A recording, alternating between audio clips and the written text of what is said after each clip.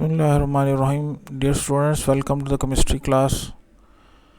This is chapter number 10, acid, bases and salts, and today our topic is general properties of bases and the chemical properties. So first of all, what is the first chemical property of bases? The bases react with acids, and we have already discussed in acids that acids react with bases, and that reaction is called a neutralization reaction. The same reaction is repeated here. Bases react with acid to form salt and water. तो हम देखते हैं कि basis जो है वो acid के साथ रिएक्ट करती हैं और सॉल्ट एंड वाटर वो प्रोड्यूस करती हैं. तो it is a neutralisation reaction. Neutralisation reaction का मतलब ये है कि जो सॉल्यूशन है उसकी एसिडिटी और बेसिसिटी को जनरली ये रिएक्शन जो है वो नलीफाई कर देते हैं और एक ऐसा सॉल्यूशन बनता है इनके प्रोडक्ट में जो कि न्यूट्रल होता है, जिसकी pH 7 होती है आमतौर पे. उस शर्त के साथ है कि दोनों तरफ एसिड और बेस जो है वो स्ट्रॉन्ग हो या दोनों की स्ट्रेंथ इक्वल हो. ठीक है जी. तो इसको हम देखते हैं कि ये हमारे पास एक बेस है पोटेशियम हाइड्रोक्साइड KOH इसका फॉर्मूला है, और हमारे पास ये स्ट्रॉन्ग बेस है और सल्फ्यूरिक एसिड भी हमारे पास एक स्ट्रॉन्ग एसिड है. तो यहाँ पे हमें नज़र आ रहा है कि ये भी आयनिक कंपाउंड है, ये भी आयनिक कंपाउंड है, और दोनों के नतीजे में हमारे पास जो है वो पोटेशियम सल्फेट एक सॉल्ट बनता है. न्यूट्रलाइजेशन रिएक्शन के नतीजे में सॉल्ट बनता है हमेशा, और उसके और वाटर बनता है. तो ये एक आपको रिपीट हो रहा है कि potassium hydroxide reacts with sulphuric acid, both are aqueous and they ionize in the water, so they produce potassium sulfate that is also aqueous. It means that it is soluble in water. This potassium sulfate जो water soluble है और water liquid form में produce होता है. तो ये हमारा एक reaction है जिसको हम न्यूट्रलाइजेशन रिएक्शन कहते हैं, जिसमें स्ट्रॉन्ग एसिड स्ट्रॉन्ग बेस के साथ मिलकर एक सॉल्ट और वाटर बनाता है. उसके बाद सेकेंड रिएक्शन जो बेस का है वो अमोनियम सॉल्ट्स के साथ है. Alkalis react with ammonium salts to liberate ammonia gas. तो हम देखते हैं कि अमोनियम क्लोराइड, ये हमारे पास अमोनियम है NH4+1 इसका, और क्लोराइड -1, तो ये भी, और यहाँ हमारे सामने सोडियम हाइड्रोक्साइड है. तो ये दोनों एक्वस हैं और वाटर में ऐड हुए हैं, तो ये दोनों आयनाइज हो जाएंगे. तो अमोनियम जो है वो सोडियम जो है क्लोराइड के साथ रिएक्ट करके सोडियम क्लोराइड बना रहा है. ठीक है जी. और इसके साथ अमोनिया गैस लिबरेट हो रही है और साथ में वाटर, ये अमोनिया गैस लिबरेट हो रही है और यहाँ पर वाटर जो है वो प्रोड्यूस हो रहा है. इस तरह अमोनियम सल्फेट जो है ये कैल्शियम हाइड्रोक्साइड के साथ रिएक्ट करता है, और कैल्शियम जो है वो सल्फेट आयन के साथ रिएक्ट करके दोनों की वैलेंसी कैल्शियम की +2 है और सल्फेट की 2- है, तो दोनों मिलकर क्या बना रहे हैं, कैल्शियम सल्फेट बना रहे हैं, अमोनिया गैस और वाटर. तो ये हमारा रिएक्शन हो गया अल्कलीज का अमोनियम सॉल्ट्स के साथ कि अमोनिया गैस प्रोड्यूस होती है. तीसरा रिएक्शन जो है वो ये प्रेसिपिटेशन है. प्रेसिपिटेशन जो है वो इसका मतलब है कि एक रिएक्शन के नतीजे में एक प्रोडक्ट बनेगी जो कि प्रेसिपिटेट यानी सॉलिडिफाई होगी. वो इनसॉल्युबल चीज़ होगी जो कि वाटर सॉल्युबल नहीं होगी, तो ज़रा वो प्रेसिपिटेट बन जाएगा. वो या तो देखें अगर वो हैवियर देन द सॉल्यूशन होगा तो वो सिंक कर जाएगा, नीचे बैठ जाएगा. अगर वो लाइटर होगा तो ऊपर हो जाएगा और ऊपर फ्लोट करेगा, या फिर वो दरमियान में सस्पेंड हो जाएगा. तो कोई भी सूरत हो सकती है इन तीनों सूरतों में से. तो alkalis precipitate insoluble hydroxides when added to solutions of salts of heavy metals. तो ये सारे heavy metals हैं, कॉपर, जिंक है, आयरन है, लेड है, कैल्शियम तो इतना निस्बतन हैवी नहीं है, और आयरन है. तो ये alkalis precipitate कर जाती हैं insoluble hydroxide में when added to solutions of salts of heavy metals such as copper, iron, zinc, lead and calcium. तो हम देख रहे हैं कि ये कॉपर सल्फेट है, ये ज़ाहिर एक्वस है, और उसके बाद सोडियम हाइड्रोक्साइड भी एक्वस है. अब ये रिएक्ट कर रहे हैं, ये डबल डिस्प्लेसमेंट रिएक्शन है. आपको यहाँ देखना है कि ये जो कैटायन है ये इस एनाइन के साथ जो हाइड्रोक्साइड है, तो ये दोनों जो है वो ये आयनिक कंपाउंड्स हैं। कॉपर सल्फेट भी आयनिक है और सोडियम हाइड्रोक्साइड भी आयनिक कंपाउंड है। तो यहाँ डबल डिस्प्लेसमेंट होगा, ये वाला जो कैटाइन है ये इसके एनाइन को ले लेगा और ये सोडियम जो कैटाइन है ये इसके एनाइन को ले लेगा। और यहाँ कॉपर हाइड्रोक्साइड ये ब्लू प्रेसिपिटेट है, ये हमें नज़र आ रहा है, और इसके साथ हमें सोडियम सल्फेट मिल जाएगा। तो अब ये सॉलिड है, इसका मतलब है कि ये जो कॉपर हाइड्रोक्साइड है ये ब्लू प्रेसिपिटेट है, जो हमें नज़र आ रहा है कि ये हमें सस्पेंशन की सूरत में नज़र आ रहा है यहाँ पे। और दूसरा हमारा रिएक्शन जो है वो जिंक क्लोराइड और सोडियम हाइड्रोक्साइड का है। जिंक की वैलेंसी +2 है, तो जिंक क्लोराइड ZnCl2 इसका फॉर्मूला हो गया। यहाँ जिंक जो हाइड्रोक्साइड को ले लेगा, जिंक हाइड्रोक्साइड बन जाएगा और सोडियम क्लोराइड के साथ रिएक्ट करके सोडियम क्लोराइड बना लेगा। और ये जिंक हाइड्रोक्साइड जो है ये वाइट प्रेसिपिटेट है। उसके बाद फेरिक क्लोराइड है, ये आयरन क्लोराइड। फेरिक वैलेंसी 3 है, तो इसलिए फेरिक पढ़ा जाता है। आयरन की वैलेंसी जब 3 होती है, हमने वेरिएबल वैलेंसी में क्लास 9 में पढ़ा था कि आयरन जो है इसकी 2 वैलेंसीज होती हैं, +2 भी और +3 भी। तो यहाँ इसकी वैलेंसी में क्लोराइड के ऊपर जो वैलेंसी है ज़ाहिर वो आयरन की है, तो मैं बता रहा है ये फेरिक क्लोराइड है, सोडियम हाइड्रोक्साइड के साथ रिएक्ट करता है।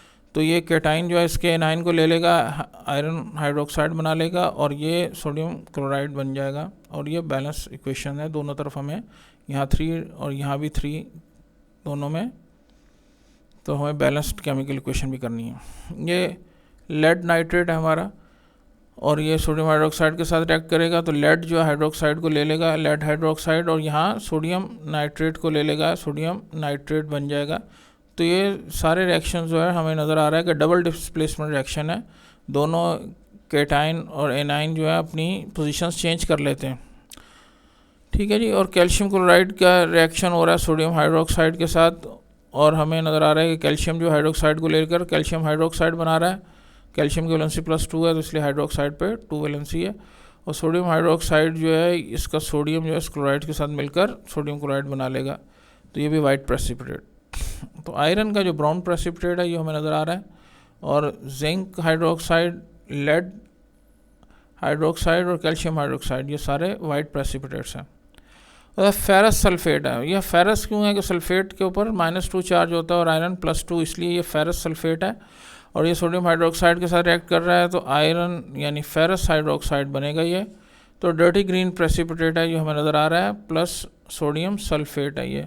यहाँ भी डबल डिस्प्लेसमेंट। तो ये सारे रिएक्शन जो हैं डबल डिस्प्लेसमेंट है, एक का कैटाइन दूसरे के एनाइन को, पहले का दूसरे का एनाइन जो है पहले के कैटाइन को ले लेगा, और इस तरह डबल डिस्प्लेसमेंट रिएक्शन के साथ ये प्रेसिपिटेट बन जाएंगे। ये इसका मतलब ये इनसॉल्युबल हैं, ये एक्वस सोल्यूशन के अंदर सॉल्युबल नहीं होते। तो यहाँ 3 जो कलर्ड आपके पास प्रेसिपिटेट हैं, कॉपर हाइड्रोक्साइड ब्लू प्रेसिपिटेट है, उसके साथ आपका फेरिक हाइड्रोक्साइड जो है ब्राउन प्रेसिपिटेट है, और उसके साथ आपका फेरस हाइड्रोक्साइड जो है वो डर्टी ग्रीन प्रेसिपिटेट है। अब हम यूजेस ऑफ बेसिस को थोड़ा सा देखते हैं। Sodium hydroxide is use for manufacturing of soap. Soap industry में सोडियम हाइड्रोक्साइड जो है वो बहुत ज़्यादा यूज़ होता है। तो ये हम एक हमारा बेसिस के जो यूजेस हैं। Calcium hydroxide is use for manufacturing bleaching powder, जो ब्लीच करते हैं हम, उसके लिए यूज़ होता है। Softening of hard water. Softening of hard water से मुराद हार्ड वाटर हम उसको कहते हैं जिसके अंदर ऐसे कैटाइन होते हैं हैवी मेटल्स के जो दूसरी चीज़ों को डिज़ोल्व नहीं हो देते वाटर के अंदर, तो उसकी सॉफ्टनिंग के लिए, उनको रिमूव करने के लिए कैल्शियम हाइड्रोक्साइड यूज़ होता है। And neutralising acidic soil and lakes due to acid rain. तो एसिड रेन जब होती है तो ज़ाहिर है कि वाटर लेक्स का जो है या सॉयल भी एसिडिक हो जाती है, तो ज़ाहिर है जब उसको बेस के साथ रिएक्ट कराते हैं तो न्यूट्रलाइज हो जाता है, एसिडिटी या बेसिस जो सॉयल की या वाटर की वो ख़त्म हो जाती है, और वाटर जो है वो न्यूट्रलाइज हो जाता है, इस तरह सॉयल भी न्यूट्रलाइज हो जाती है। Potassium hydroxide KOH is used in alkaline batteries. जैसे एसिड भी यूज़ होते हैं बैटरीज में, इस तरह अल्कली जो पोटेशियम हाइड्रोक्साइड भी बैटरीज़ में यूज़ होती है, जो बैटरीज हमारे घरों वगैरह में UPS वगैरह के अंदर इस्तेमाल होती हैं, गाड़ियों में इस्तेमाल होती हैं। मैग्नीशियम हाइड्रोक्साइड का जो यूज़ अभी बता रहे हैं, is used as a base to neutralise acidity in the stomach. तो आपको पता है कि हाइड्रोक्लोरिक एसिड हमारे स्टमक में है, जो कि हमारी फूड को डिज़ोल्व करने में और डाइजेस्ट करने में हेल्पफुल होता है। तो जब कभी ऐसा होता है कि हम बहुत ज़्यादा स्पाइसी या बहुत ज़्यादा जो है वो हैवी खाना खा लेते हैं, तो उस सूरत में हाइड्रोक्लोरिक एसिड जो है वो ज़्यादा हमारा स्टमक जो है रिलीज़ करता है, तो उसके नीचे में हमें एसिडिटी हो जाती है। तो उसको न्यूट्रलाइज़ करने के लिए मैग्नीशियम हाइड्रोक्साइड जो है उसको एज ए बेस यूज़ किया जाता है, तो एसिडिटी को कम कर देता है। इस तरह बी स्टिंग के अंदर भी हमें पता है कि फॉर्मिक एसिड होता है, तो वो एसिड भी उसको क्या करता है, ये न्यूट्रलाइज कर देता है मैग्नीशियम हाइड्रोक्साइड। इस तरह एल्युमिनियम हाइड्रोक्साइड को देखते हैं कि फॉर्मिंग एजेंट है, फायर एक्सटिंग्विशर, ये आग बुझाने के जो आलात हमारे घरों में या फैक्ट्रीज़ में या स्कूल्स वगैरह में इस्तेमाल होते हैं। तो फॉर्मिंग एजेंट क्या करता है, ये ऑक्सीजन की सप्लाई को रोक देता है, जिससे फायर एक्सटिंग्विशर का जो काम है वो आसान हो जाता है, फोम झाग पैदा करता है। अमोनियम हाइड्रोक्साइड जो है ग्रीस के जो धब्बे लग जाते हैं कपड़ों वगैरह पे, उसको रिमूव करने के लिए अमोनियम हाइड्रोक्साइड जो है वो यूज़ किया जाता है। तो ये हमारे चंद यूजेस थे बेसिस के, इंपॉर्टेंट है, ये इसको देखना है आपने। स्टमक एसिडिटी में वो सारी बात तब दोबारा लिखी है जो हमने बताया कि हाइड्रोक्लोरिक एसिड जो है हमारा स्टमक रिलीज़ करता है। तो हमारा स्टमक में वैसे तो प्रोटेक्शन है, लाइनिंग है इसके अंदर जो ऐसे सेल्स की जो बेस प्रोड्यूस करते हैं, लेकिन बाज़ औक़ात होता है कि ये थोड़ा सिस्टम जो है हमारा डिसबैलेंस हो जाता है, हमारी फूड हैबिट्स और ईटिंग हैबिट्स और हमारी स्लीपिंग हैबिट्स वगैरह। तो इन सब चीज़ों की वजह से तो हमारा स्टमक जो है वो ज़रूरत से ज़्यादा एसिड रिलीज़ करने लग जाता है, तो उसको हम जो है हाइपर एसिडिटी कहते हैं। तो उसमें हमें जलन मैदे में, या हमें आमतौर पर बाज़ औक़ात हमारे गले तक जो है वो जलन के आसार या हमारी गैस्ट्रोइंटेस्टाइनल ट्रैक में फील होते हैं। तो उस फीलिंग को रिमूव करने के लिए हम फिर पहले हमने बता दिया कि हम बेस को यूज़ करते हैं ताकि उस एसिडिटी को न्यूट्रलाइज़ किया जा सके। द बेस्ट प्रिवेंशन अब यहाँ 3 देखिए, avoiding over eating and staying away from fatty acid and spicy foods. तो ये स्पाइसी एसिड और फैटी एसिड जो हैं, स्पाइसी फूड्स जो हैं, ये क्या करते हैं, हमें एसिड को ज़्यादा रिलीज़ कराते हैं, क्योंकि ये हैवी डोज जो है फूड की, ये ज़्यादा एसिड को रिलीज़ करवाती है।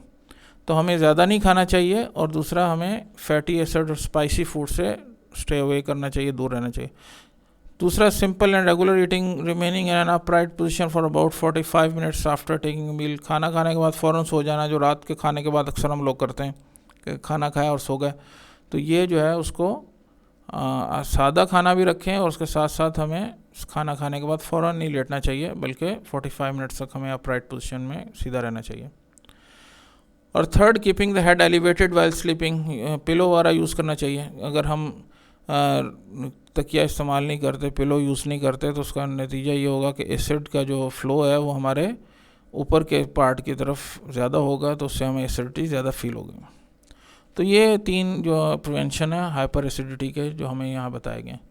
इसके बाद हमारी एक्सरसाइज में से ये क्वेश्चन था कि complete and balance the following equations. तो हमने अमोनियम क्लोराइड का सोडियम हाइड्रोक्साइड का रिएक्शन अभी पढ़ा है। अमोनियम क्लोराइड NH4Cl है और सोडियम हाइड्रोक्साइड NaOH है। इसका रिएक्शन होगा तो हमें पता है कि अमोनिया रिलीज़ होगी। जो अमोनियम के जो भी सॉल्ट्स हैं वो क्या प्रोड्यूस कर रहे हैं, सोडियम क्लोराइड सॉल्ट पैदा कर रहे हैं, अमोनिया और वाटर। और फेरिक क्लोराइड अभी FeCl3 का, हमने FeCl3 का पढ़ा है, और साथ सोडियम हाइड्रोक्साइड NaOH। तो iron ferric hydroxide, brown precipitate और सोडियम क्लोराइड, और इसको बैलेंस भी करना है। और बैलेंस करने के लिए हमें दोनों तरफ नंबर ऑफ़ आयंस और नंबर ऑफ़ एटम्स क्या करने होते हैं, इक्वल करने होते हैं। तो हम देखते हैं कि यहाँ क्लोराइड के क्लोरीन के 3 एटम्स हैं, और यहाँ हमें या 3 क्लोराइड आयंस हैं। तो यहाँ 1 है, तो यहाँ हमें 3 लगा के उसको बैलेंस कर दिया, और उसके साथ यहाँ फिर ज़रा 3 सोडियम हो गया, तो यहाँ भी 3 सोडियम हो गए। तो हमारा हाइड्रोक्साइड भी इधर बैलेंस हो गया, और सोडियम भी हमारा बैलेंस हो गया। तो ये है हमारे बैलेंस किया हमने केमिकल इक्वेशन को। और अब आगे शॉर्ट क्वेश्चन आंसर है इंपॉर्टेंट हमारे। What happened when copper sulphate react with sodium hydroxide, also give equation. Copper sulphate जब रिएक्ट करता है सोडियम हाइड्रोक्साइड के साथ, तो blue precipitate of copper hydroxide is formed. तो कॉपर सल्फेट CuSO4 एक्वस में है, +2 NaOH वो भी एक्वस है, और उसके साथ जो है कॉपर हाइड्रोक्साइड जो हमारा ब्लू प्रेसिपिटेट है वो बन रहा है, और साथ में सोडियम सल्फेट Na2SO4। तो double displacement, copper takes hydroxide and sodium takes sulphate, and they form copper hydroxide and sodium sulphate. अब write to uses of magnesium hydroxide, it is use as a base to neutralise acidity in stomach में हमारी acidity को neutralise करने के लिए magnesium hydroxide use हो रहा है, और बी स्टिंग्स को ट्रीट करने के लिए भी यूज़ करें, use for the treatment of bee stings. Write to uses of any 4 bases, तो 4 बेसिस का भी यूज़ हमने पढ़ा है, उसमें से आपने देख के इसको बुक में लिखा हुआ है पेज 30 पर, उससे देख के आपने राइट डाउन करना है और लर्न करना है इसको। क्वेश्चन नंबर 4 है write prevention from hyper acidity और how stomach acidity can be reduced. तो avoiding over eating and staying away from fatty acid and spicy foods. Number 2 simple and regular eating, remaining in an upright position for about 45 minutes after taking a meal. Number 3 keeping the head elevated while sleeping, सर को ऊंचा रखना है तकिए वगैरह से, pillow. Write and learn the formulas of some important acid and bases, तो ये आपने इस चैप्टर में से देखना है, अभी तक हमने जो पढ़े हैं। तो एक हमने जो यूजेस ऑफ बेसिस में हमने सारे फार्मूलाज बेसिस के लिख दिए हैं, और एसिड्स के भी आप मेन हाइड्रोक्लोरिक एसिड HCl, और आपका सल्फ्यूरिक एसिड H2SO4, और इसी तरह आप HNO3 नाइट्रिक एसिड और दूसरे एसिड जो यूज़ हुए हैं अभी आपके, उनको आप देखकर आपने लिस्ट एक बनानी है एसिड्स और बेसिस की। ठीक है जी, इसके साथ ही आज का हमारा लेसन इख्तिताम पजीर होता है। Thank you very much. इंशाल्लाह नेक्स्ट लेसन में दोबारा मिलते हैं। सलाम।